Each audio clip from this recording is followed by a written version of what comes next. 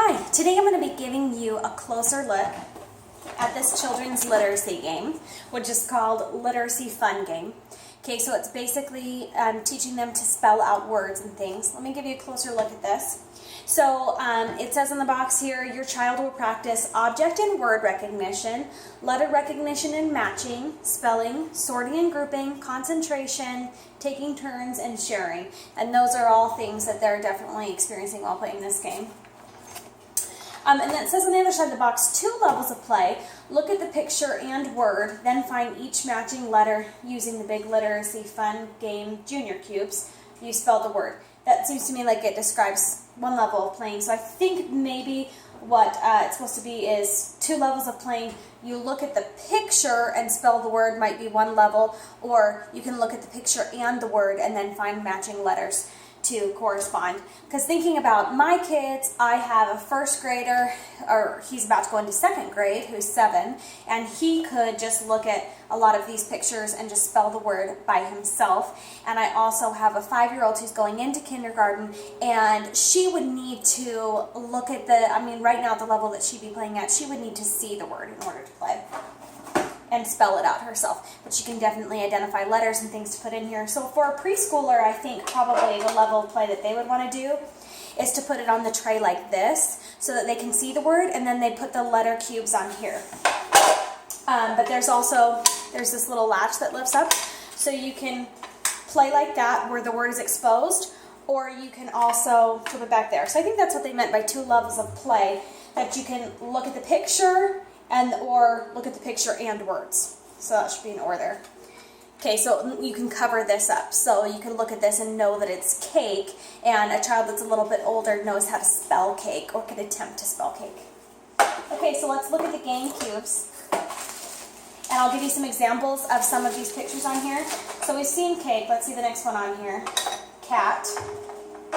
Okay, so there's a lot of really easy, like 3 and 4 letter words. And then here are the actual cubes. They look like little Scrabble pieces. And then they just go on to, they just fit right over those squares. And they fit securely, like they, snap on there.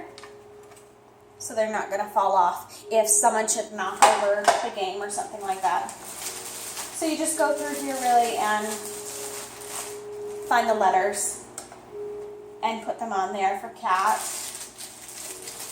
I don't have them all laid out yet. And they're kind of nice for like storage, because when you throw them into a bag, they kind of automatically group together like this. So they don't occupy too much space. And it's a small box and really small game space to play with. So it's not going to be one of those huge things taking up all your space. And there's just a convenient bag to keep all those pieces in so you don't lose them.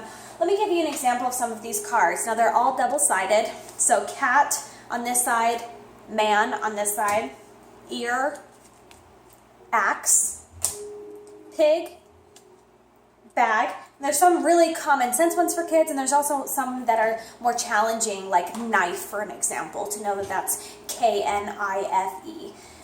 So it's definitely for kids at whatever level to work up to different things. Bus, mop. I've kind of picked out some easier ones here. Car, bat, owl, tie, kite, tram, boy, fan, girl, peas, cake, lamp. Okay, so those are the ones that like my younger kids would play with. Now obviously this is a game for 3 and up. I should probably start there. You can start with a preschool age and go up. Obviously if they're younger than 3, they probably won't be able to do this super well. There are some larger words like horse and house and mouse, nurse. So there's some different professions in here, like there's a cop, bear, duck, fish. So there's lots of foods and animals: milk, fish, table, snake, watch, piano. So that's a more challenging one. Snail, whale. So you've got things with like silent H's and stuff in there. Snow, shark, swing, bowl, screw, mouth. So yeah, that's kind of an example of what the general card looks like. lots of animals, beverages, things you might find around your house.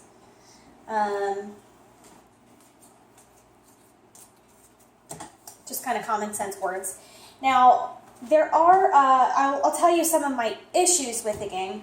There are a couple of things that don't necessarily make sense to be in this child's game. A couple of words that I just don't know why are added in there.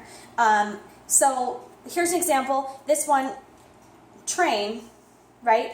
That's kind of looks like an interesting train car. I don't know that my kids would necessarily identify that. So there's some pictures that are a little bit more vague that I don't think my kids would maybe get.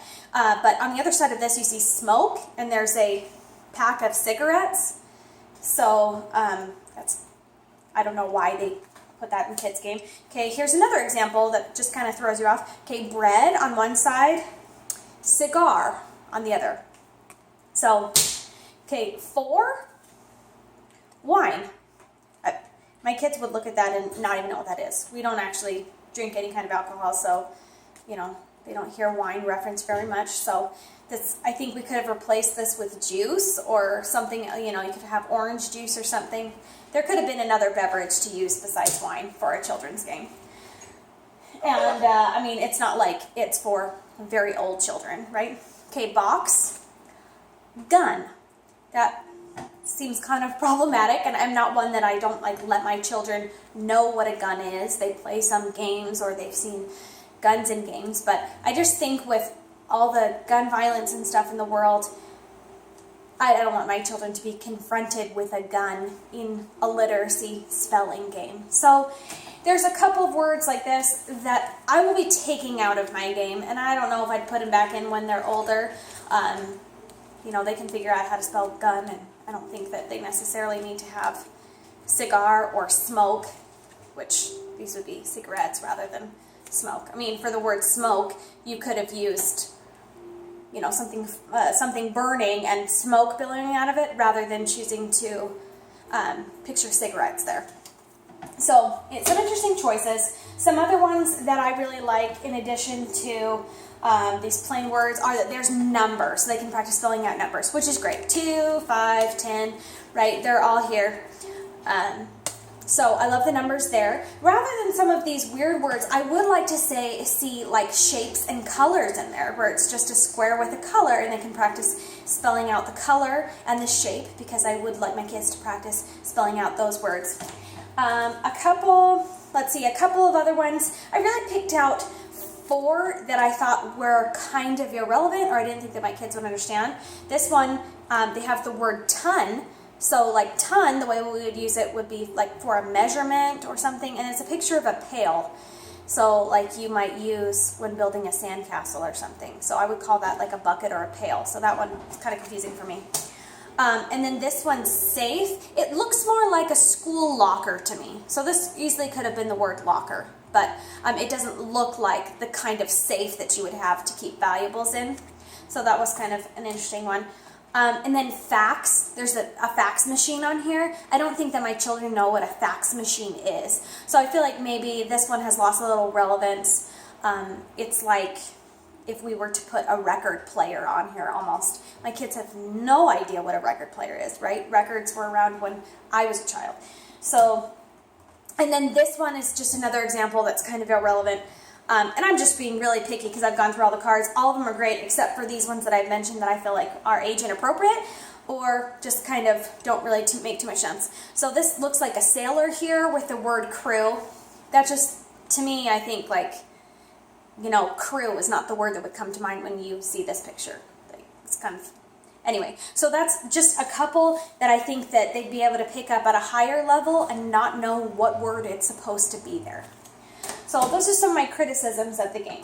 But as far as it goes to play with your kids, it's a great one to play in the summer so they can be practicing writing out words, getting familiar with words. For my younger child who, you know, can't fully read or write yet, she can read and write very small, like 3-letter words like cat and things that she can sound out. But this will just give her an opportunity to, even if she's looking at the word, to identify all the letters and pick out those matching letters and put it on there and be able to, you know, snap them into place and be involved and kind of come up with different things for speed, how to do that. And then for my older child, that is practicing learning how to spell things, this gives him kind of free range that the word can be covered on here.